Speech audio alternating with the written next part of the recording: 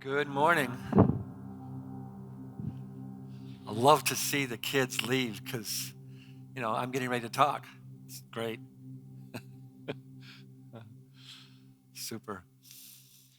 Well, um, last week we started a new series called Expanding Your Circle of Love. The idea is that it's one thing to love the people who are close to us, but Jesus is calling us to expand our circle of love, to love others. And last week we talked about loving your enemies. Like, what is that? And today we're going to talk a little bit more about that, but then Jesus is going to talk about other kinds of people to love and give us examples. So we always want examples about what does this look like in loving people. And if the phrase love your enemies is one of the most famous phrases of Jesus, the one we're going to look at today may be even more famous, but for sure more misunderstood. It's the saying, turn the other cheek. And so it's a phrase that we're going to see Jesus talked about and used a couple times, but it's been misused in some really terrible ways. I've heard pastors say to a woman who was being hit in the home, domestic violence, well, just turn the other cheek. You just have to take it. And I just don't think that's what Jesus meant. I, I don't think that he was, I'm convinced he didn't mean that. And so this phrase, what does it mean to turn the other cheek?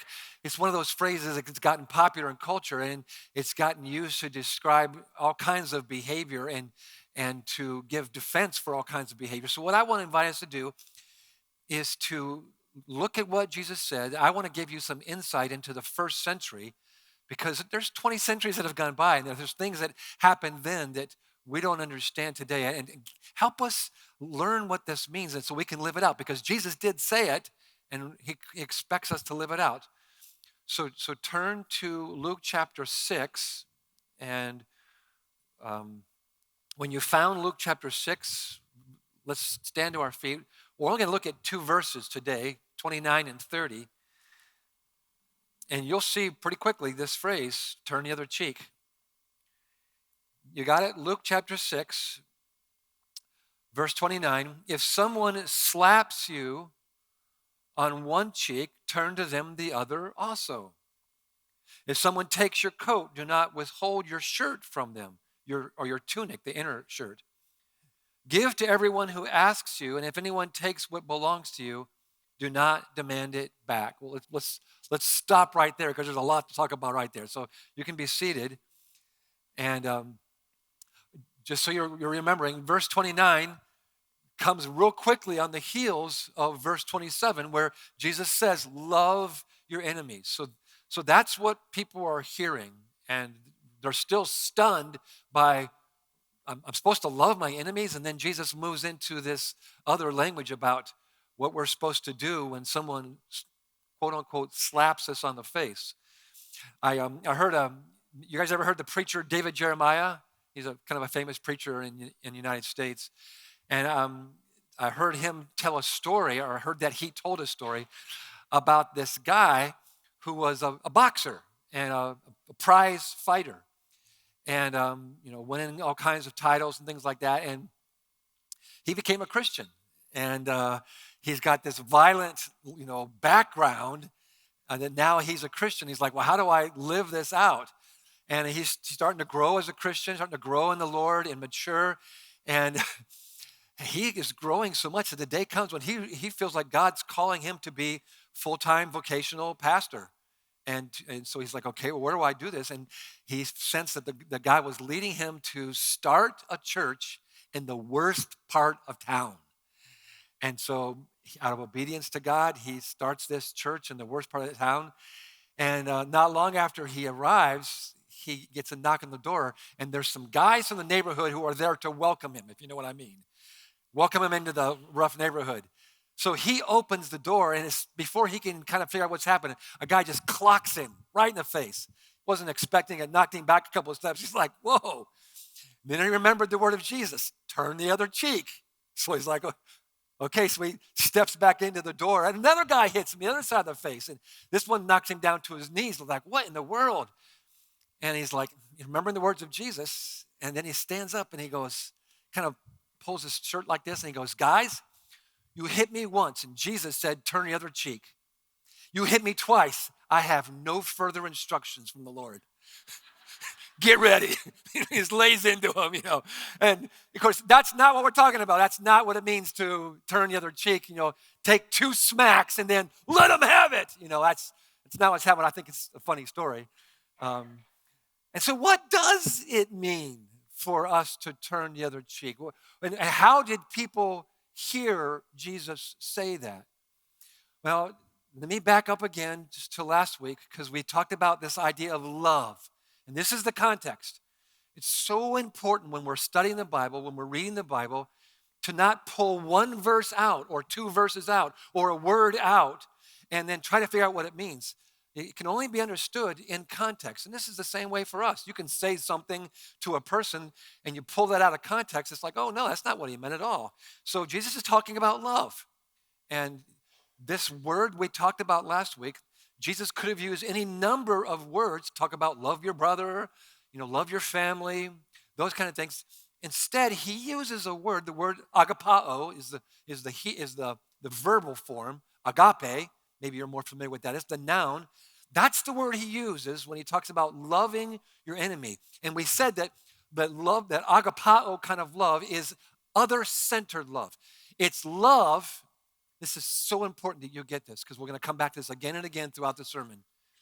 Because I'm going to say some things today that's going to frustrate you. I'm going to say some things that's going to confuse you. I'm going to say some things you're going to go, what? So keep coming back to remember, this is the agapao, agape love that has the other person's best interest in mind. That's the way God loves. That's the way Jesus loves. That's the way he calls us to love. And if we plug our own meaning into, the loving feelings and I want to love in a way that makes me feel good, we're going to completely misunderstand what Jesus is saying. So keep this in mind. This other-centered kind of love is a love that is always seeking what's best for the person I'm loving. Of course, that means you got to be engaged. You got to be listening to that person. You got to know that person. You got to care about that person. I'm not just doing some loving thing. I'm doing what I think is the best thing for you. And years ago, I was influenced by a man named Larry Crabb. Just can't recommend his books enough. He's with Jesus now, but his books just really impacted me, especially when it comes to relationships. And actually, a lot of the things that I teach about relationships, I learned years ago from this guy, Larry Crabb. And he taught me a question to ask. I put up on the screen, and it's actually in your notes. What does it look like to love this person well? Knowing that this is other-centered love, this is the kind of love that seeks the best for them. What's the best thing for them? So I've learned, I've taught myself, and I've talked about this, here at Open Door again and again and again, to train yourself to ask the question, what does it look like to love my spouse well? What does it look like to love my kids well in this situation? We're in these circumstances. What does it look like to love well? Versus some kind of a one-size-fits-all, always do this. No, this is an engaged kind of other-centered love where you're seeking the best for the person. So, one of the things I will hope you take from this sermon is this question, and that you would ask this for the rest of your life, because you're going to be in relationships for the rest of your life. To ask this question, sometimes 10, 20 times over the course of a day, depending on how many people you interact with. Maybe it's once a day, but that you would leave today's sermon with this question kind of in your pocket that you're asking all the time. Lord, what does it look like for me to love her well, love him well, love them well in this situation?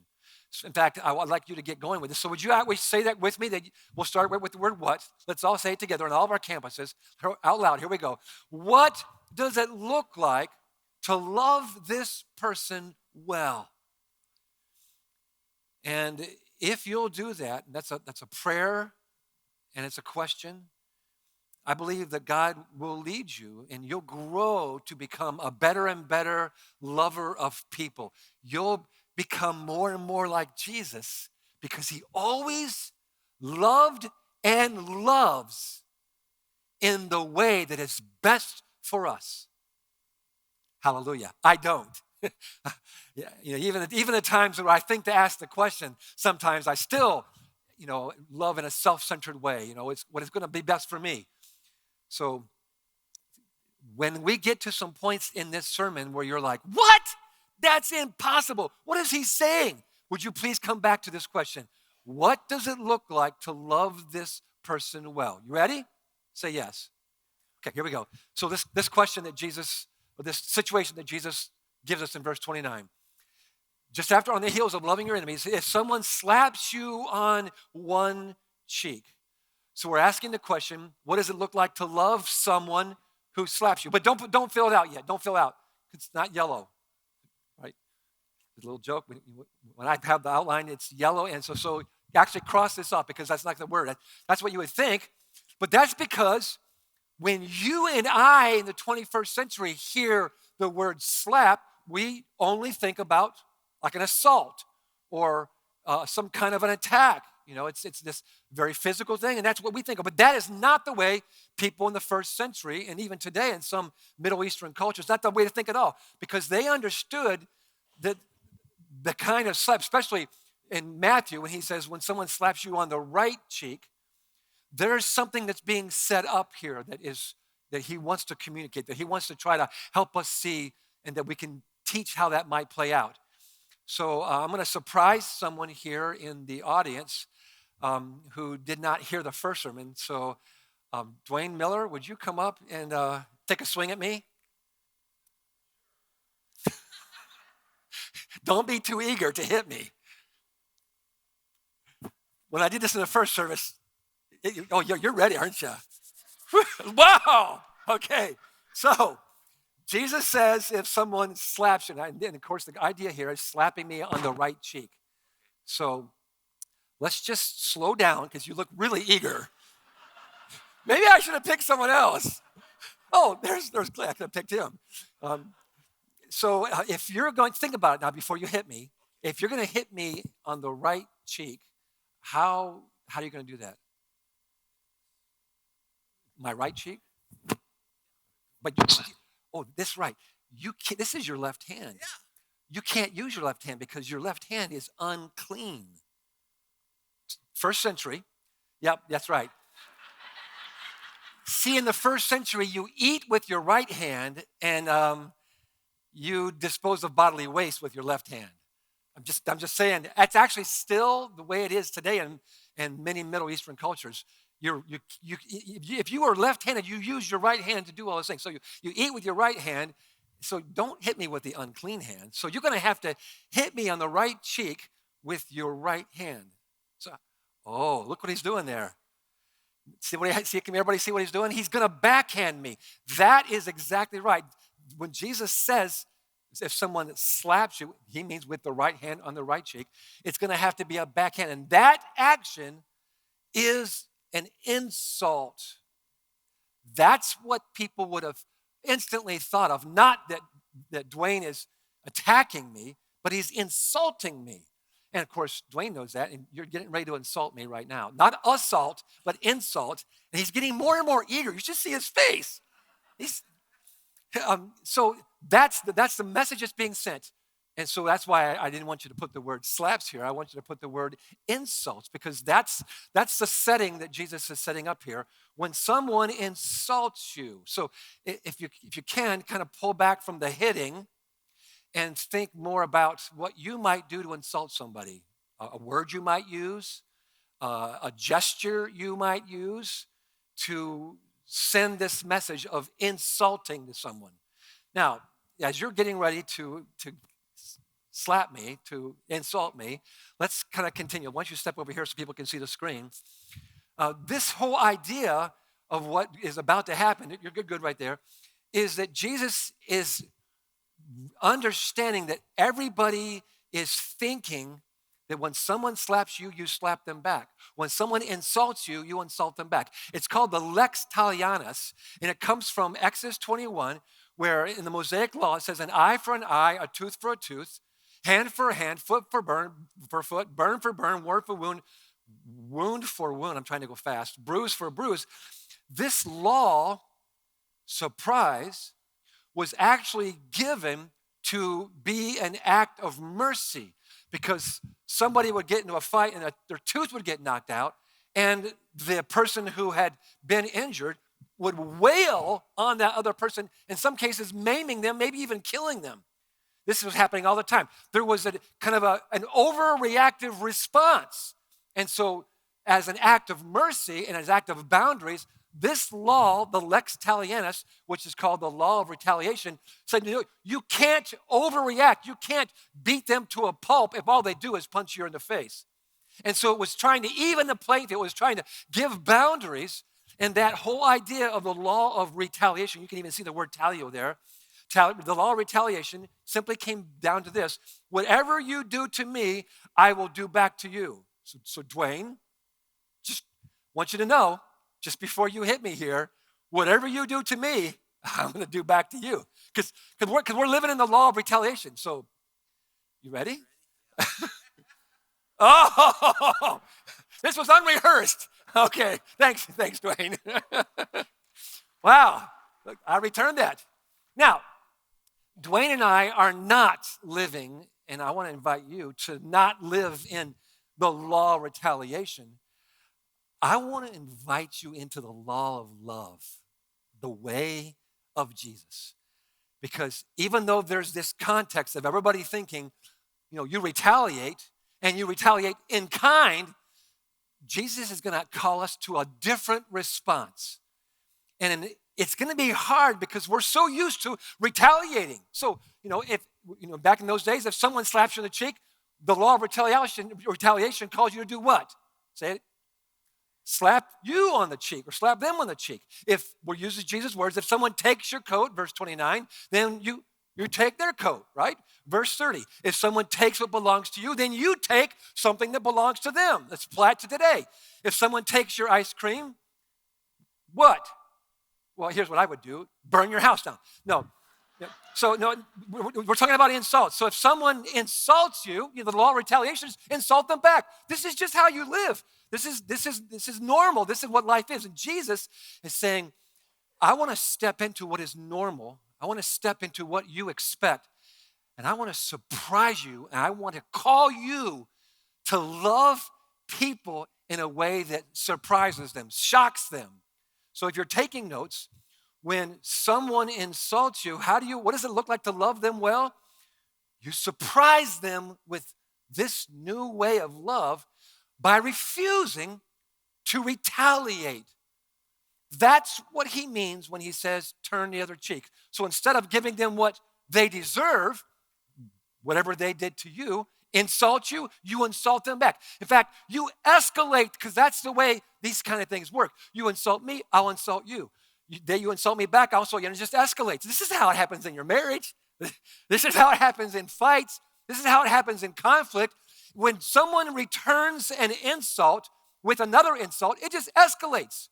Have you ever been in an argument with somebody when someone insulted someone, another person insulted them back, and the other person was like, oh, you're right? No, it escalates because violence always begets, it births violence. This is the way violence works. This is the way of the human race. I'll get back at you and I'll amp up so you'll never do that to me again. I'll teach you. And so we live in a culture, you can see it in the Bible, right in the first couple of chapters of Genesis, you can see violence begets more violence. And throughout the Bible, throughout world history, wherever you have violence returned with more violence, it just escalates. Does this sound familiar today with all the things we have going on in our country, in our world, in our cities, in our marriages, in our relationships, in our businesses, on Twitter, other social media? It's this escalation of violence, escalation of insult, escalation of this destructive behavior. Jesus steps into that and says, I want to interrupt that. I want to disrupt the cycle of retaliation. I want to disrupt the cycle of violence. I want to invite you into a whole new way, excuse me, a whole new way of relating, a whole new way of responding when a violent word is spoken against you or a violent action is taken against you. I'm calling you to a whole new way, the Jesus way. And friends, when we begin to unpack this, it's going to blow our minds. Just like it did for the people who heard Jesus for the first time. And they're going to go, huh? How do you do that? In fact, I think we're so used to the eye for an eye, a tooth for a tooth, that it's like it's what you do. It's my right. It's my right to retaliate. Doesn't the Bible teach that? And because there's a misunderstanding of that law that was meant to keep people from over-retaliating, and it bled into relationships, people just began to live this, it's my right to get back to you what you gave to me, or even more. And I just think of what a different world we would be in if we had learned the ability to break the cycle of violence. If we had taken the words of Jesus seriously and learned to break the cycle of retaliation, the cycle of this violence. And last week, I told you about a book called Son of Hamas. Today, I want to take you back to my childhood and read a chapter or read a paragraph. Anybody remember when you were a kid reading The Adventures of Huckleberry Finn? Can I just see your hands? It's like, we all read this. Do you remember the section where Huckleberry Finn is hanging out with Buck, and Buck takes a shot at this guy riding his horse. And Huck says to him, what, did you want to try to kill him? And he says, yep, you bet I did. What did he do to you? Him? He never did nothing to me. Well, then why did you want to kill him? Why, nothing. It's only account of the feud. What's a feud? Remember this? Why, where were you raised? Don't you know what a feud is? I never heard about it. What is it? Well, says Buck, a feud is this way. A man has a quarrel with another man and kills him. Then that other man's brother kills him. Then the other brothers on both sides go for each other. Then one cousins chip in, and by everyone's killed off. Then there ain't no more feud. That's kind of how slow it takes time. It takes a long time, but the feud finally ends. Remember reading that when you were a kid? Maybe it went right over your head, but it cracks me up, even though it's describing a horrible, horrible scene. That's just the way we think, and we get caught up into these cycles of violence. The people don't even know why they're angry, why they're fighting, why they hate that person. It's just a feud. It's just the way you treat them. And Jesus is interrupting all of this and saying, I'm calling you to a new way. Don't retaliate. Turn the other cheek. And that sounds to us like just turn into a punching bag. Come on, some of you are thinking that, aren't you? I mean, how many times am I supposed to turn the other cheek? So Jesus is basically saying, put your hands in front of you or behind you, just let them have it all day long. Turn the other cheek, turn the other cheek. Be a wuss. Don't fight back. Being a wuss and not fighting back are not the same thing. In fact, Jesus calls us to a way of responding that's going to require a lot more strength than just hitting someone back.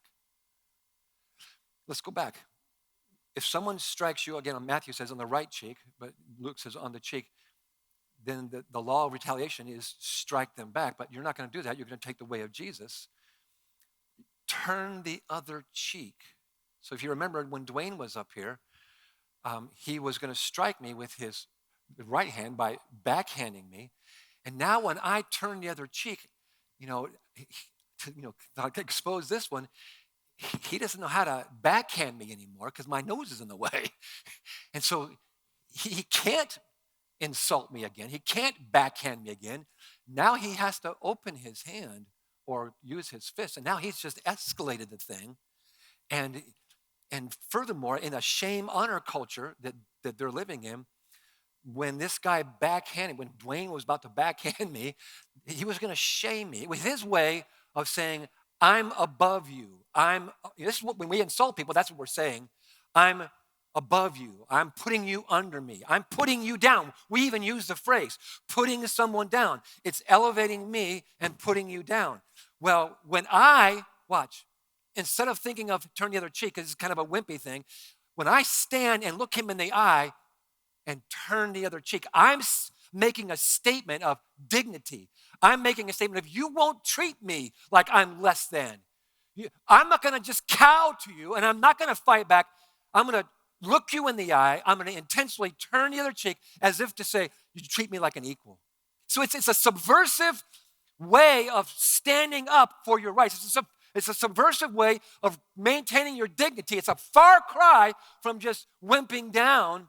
It's standing up, but doing it in a way that actually shames the other person, because now they got to decide, do they want to continue in that shaming and putting you down?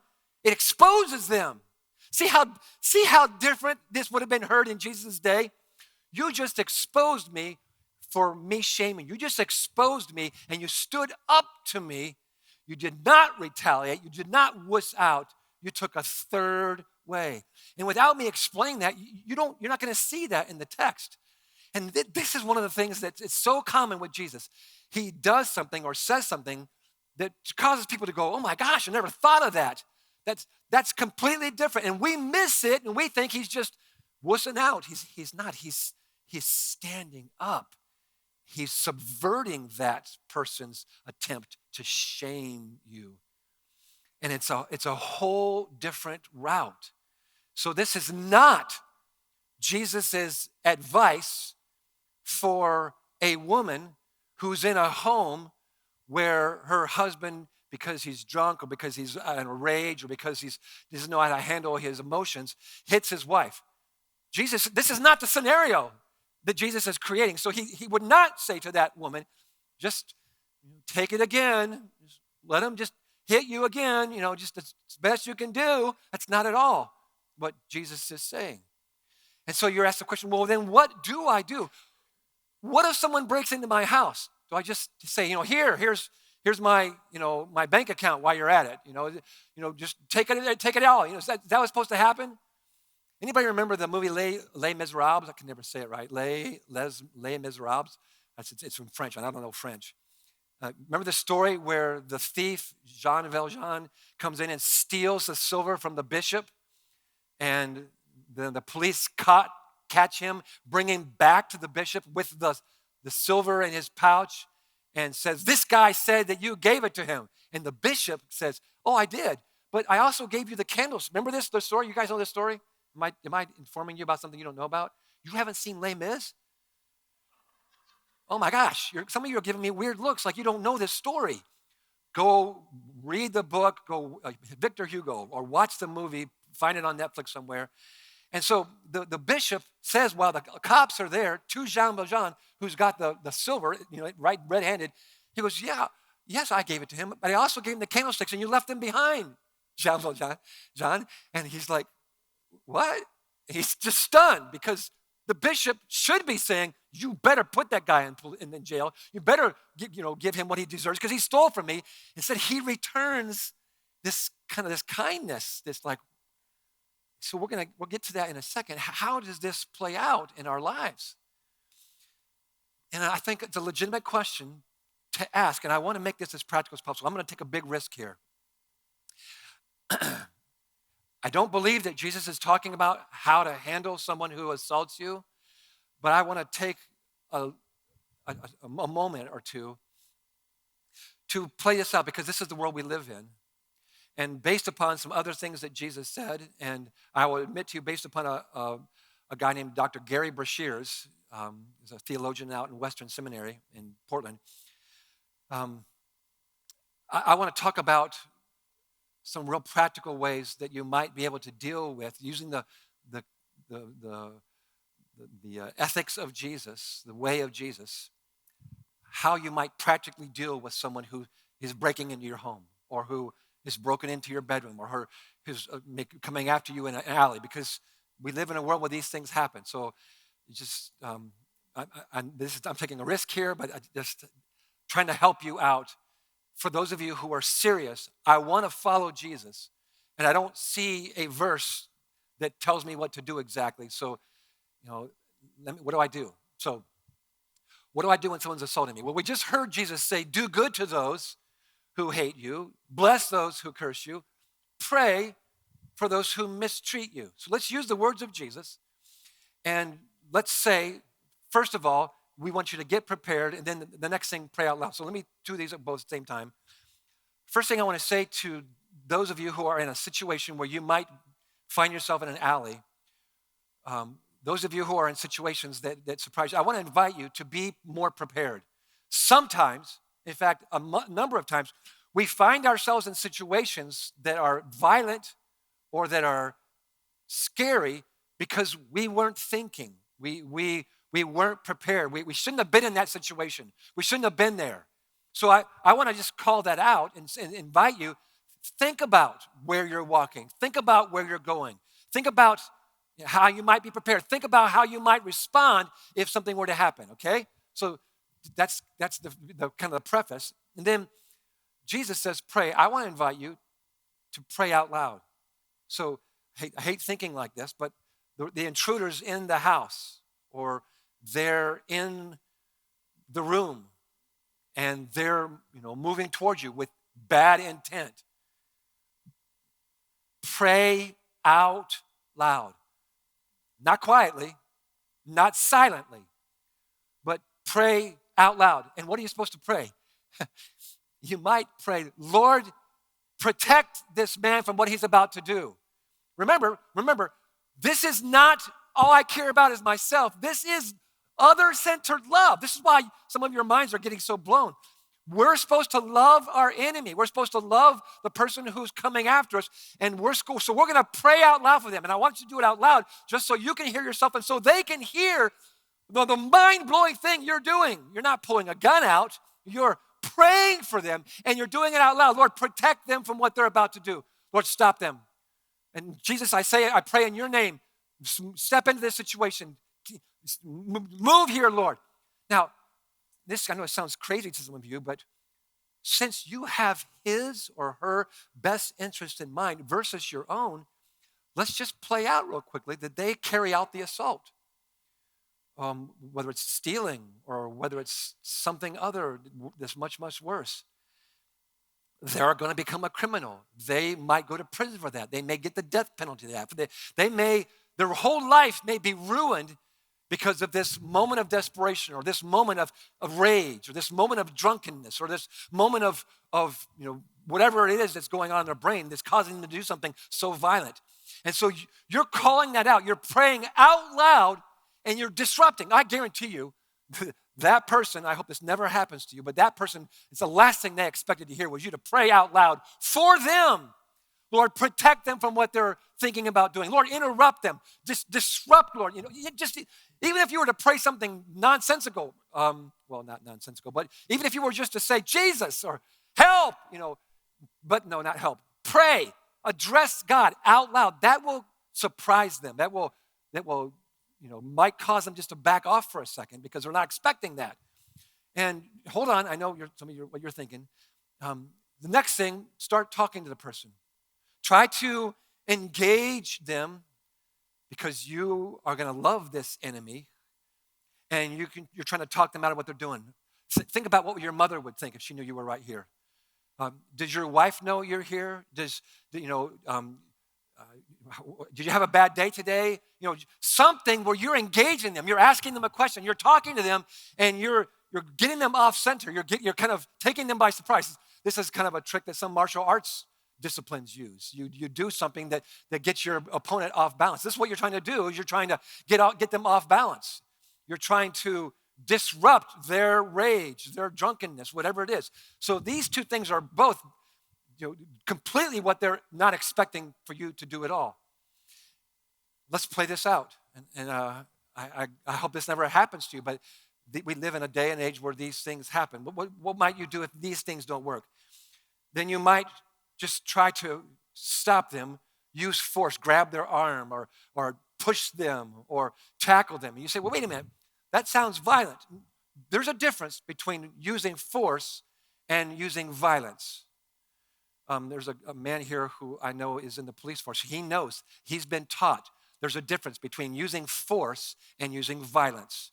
You use force to restraint, and violence is something you're taught to respond that's the last resort. And so I don't want to spend too much more time on this, but these things are provocative, what I'm saying. Tackle them, push them, grab them, trying to interrupt this process while you're praying out loud, while you're talking to them. And you're thinking, Jim, I'm not going to think about that when the moment is happening. That's why I'm saying this now. That's why I'm saying be prepared, especially for those of you who live in these kind of situations, these neighborhoods, these places where you work, or you're trafficking in areas you shouldn't be. I'm trying to help you think through this kind of thing, just to make it as practical as possible. Now I'm going to blow your mind. Because I'm going to suggest if this were to happen to you, and this is not interrupting it, this is not working, praying out loud, talking to people, use force, then this next thing that you're doing is to now, as a last resort, in an impossible situation, use the weapon. Yes, that just sounds so contradictory to what I just said. I know it does. This is a last resort. I don't believe that Jesus' desire for you is when a man comes into a house to attack you, to rape you, to hurt you, that Jesus wants you to just stand there and go, okay. I just don't see any time that Jesus would promote that whatsoever. And I'm fully aware of this. I'm also realizing that if you were to use a weapon, that might involve you shooting that weapon. It might involve killing that person. And in a legal court, you're probably okay because it's in self-defense. But we're not talking about the legal court. We're talking about people who are trying to follow Jesus. And so you taking their life would be a sin. I know you're like, but I'm in self-defense. That's legal. So when I take out that gun, if I were to use that gun to shoot them, to kill them, I'm going to repent for that sin. I killed somebody. I know it was in self-defense, but I still killed somebody. And I'm creating some confusion for you. I understand. I'm just trying to help out people who are in circumstances that some of you are not in. And I'm trying to help you see how powerful these things are. And I'm also trying to help you see, I'm not talking about you laying over and just let someone do whatever they want. And I'm kind of going outside of this verse because I know some of you are asking, then how do I respond when this kind of things happen? Now, in your notes, there's a lot more space for point 1 than there is 2 and 3 because that's where I wanted to spend all my time. I'm going to rip through points 2 and 3 on purpose. But I took the risk to go there just to be a help. And there's a lot of stuff for you to think through and wrestle through. But the 2 things I want you to be most focused on is all the context of what does it mean to love the person who's assaulting me? Love the person who's attacking me. What does it mean to love my enemy? That's the big question we're asking. And then I'll close the sermon in a couple of minutes with the second big thing. So let's move on. So verse 29b, if someone takes your coat, do not withhold your shirt for them. At first, this looks like just kind of a petty theft that might be happening on the street. But the language here implies very strongly that we're in a courtroom setting. And this idea here of someone takes your coat is like, that's what I'm extracting from you as payment for what you've done or for the situation you're in. I took you to court and you don't have anything, but so I'm taking your coat. Well, the coat here is not just the coat you wore today. In the first century, it was the cloak that kept you warm at night. It was your blanket. That was you keep from freezing to death. Because, guys, we're talking about people who are living in poor circumstances. They don't have multiple coats. They don't have lots of clothing. They're not dragging a suitcase as they walk around. Some of these people are poor. They don't have anything. And so this word, if someone takes your cloak, a person taking your cloak is doing much more than just taking something from you. They're being unfair to you. Instead of taking something of less value, or instead of saying, you can work this off, they're going for the jugular. They're taking what you need to survive. Your cloak that keeps you warm, keeps you from freezing at night. And so when Jesus says, do not withhold your shirt, your tunic, the inside shirt, he's like stripping down to nothing. He's calling them to show this love, this Jesus kind of love, this what you might call highly impractical kind of love, by showing kindness, because that's the way of Jesus. That's the way you love if you're loving like Jesus. Then the final one. What does it look like to love someone who is in this situation? Jesus says, verse 30, give to everyone who asks you, and if anyone takes what belongs to you, do not demand it back. What does it look like to love someone who's trying to take advantage of you? This is not the beggar who's on the side of the road. This is the person who comes to you, to your door, and they're asking for something that they may or may not need, and they're trying to take advantage of you. And Jesus says, let them have it. Do not demand it back. This is mind-boggling. What is this? This is generosity. So surprise them with love by being generous. Now, all these things and more that we've been talking about, let me just summarize them real quickly. To the one who insults you, refuse to retaliate. To the one who is unfair to you, show kindness. To the one who's trying to take advantage of you, be generous. That kind of living is got something in mind that is absolutely critical to you understanding this sermon, understanding this text, and understanding the heart of Jesus. Do not just brush this off as impractical, even though some of you want to. Do not just brush this off as impossible. Recognize that Jesus is not giving these as principles for the general population. He is addressing disciples, people. And like this is some of you, maybe many of you, who have said, I want to follow Jesus, to learn from Jesus. I want to become more like Jesus. I'm a disciple of Jesus. That's what's most important to me. So I'm watching the way Jesus lives, and I'm listening to the things that Jesus is saying, and I am turning my back on the way my culture is calling me to live, which is violence, which is put yourself at number one, which is only be concerned about self-protection. It's me, mine. I'm turning my back on the culture and everything that's telling me to live for myself, turning my back to it, and I'm following Jesus to learn the way of Jesus, to become more like Jesus. And in order for me to do that, I've got to stop trusting my culture, the culture's teaching, the culture's answers. Again, retaliation, violence, look out for number one. I'm turning away from that to trust Jesus. Actually, let me use this word. Instead of trusting the answers, the responses, the actions of the world, that violence begets violence. Look out for number one. Retaliate, get back at them, teach them a lesson. I'm not going to trust that that's the good thing to do. I'm not going to trust that that's the way to go forward. And turning my back, I'm going to put my trust in Jesus, the way of Jesus, and how he lived his life. So we ask the question, how do we live like this? Only like this. By trusting the way Jesus, watch, trusted the Father, the kindness of the Father, the mercy of the Father, the provision of the Father. What I'm teaching what Jesus taught is stupidity. Pause, pause, pause. If you're not trusting in the Father, this is the only way this makes any sense is because you believe and you're trusting in your Father in heaven who sees a much bigger picture than what the world is teaching. You're living out your faith. It's not just talk anymore. You're trusting, like Jesus, you're trusting the way of the Father. You're trusting the mercy, the kindness, the provision of the Father. And you're living out that trust. That's the way Jesus lived.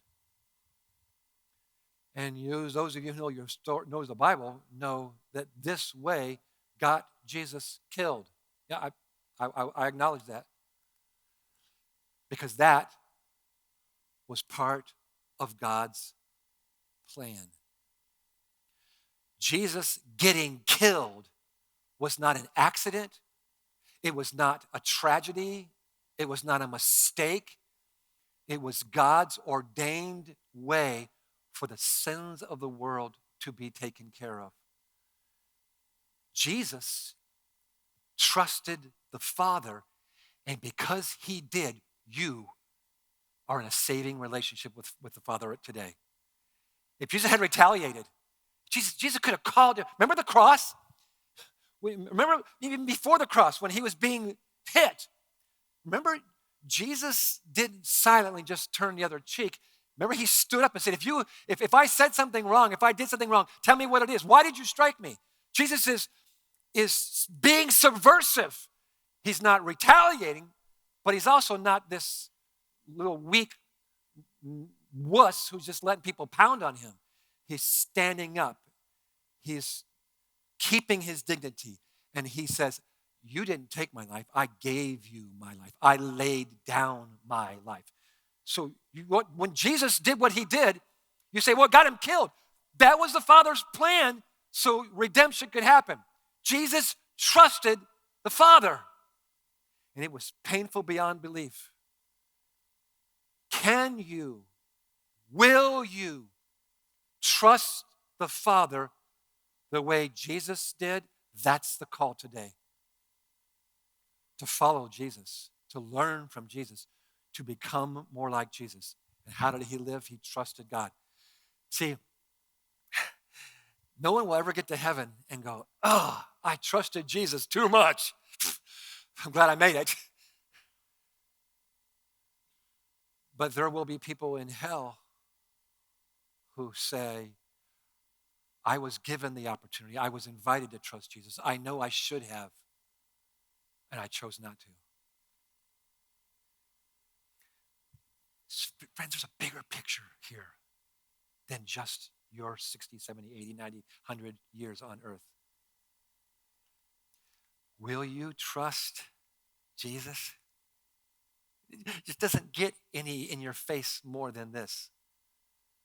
And I will say, and there are hundreds and thousands of other people, millions who would say, looking back on my life, because I've been around a while, I would say, it is so sweet to trust in Jesus. Just to take him at his word. Like that old hymn says, to put this into practice.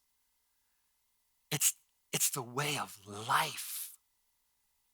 Because he who seeks his own life will lose it. But he who loses his life for my sake in the gospel, Jesus says, will win it. Two things. Will you start asking the question, what does it look like to love this person well? And will you take seriously what it means to trust Jesus? Lord, we leave these words, these questions just hanging in the air. And Holy Spirit, I invite you to fill us with courage, to fill us with the ability to trust you, to live out this trust. May we hear echoing in our ears as we leave today the voice of those who have trusted you It's so sweet to trust in Jesus. And may we join the choir that is singing, Jesus, Jesus, how I've trust you, how I've proved it's worth trusting you again and again and again. My life is a testimony of trusting Jesus. And may we live our lives in such a way that it's not just one or two, but there's a growing number of people who are taking seriously what it means to follow the way of Jesus, to learn from Jesus, so we may become more and more like Jesus. So we trust you, Lord. We trust you, Jesus, even as we pray in your holy name. Amen.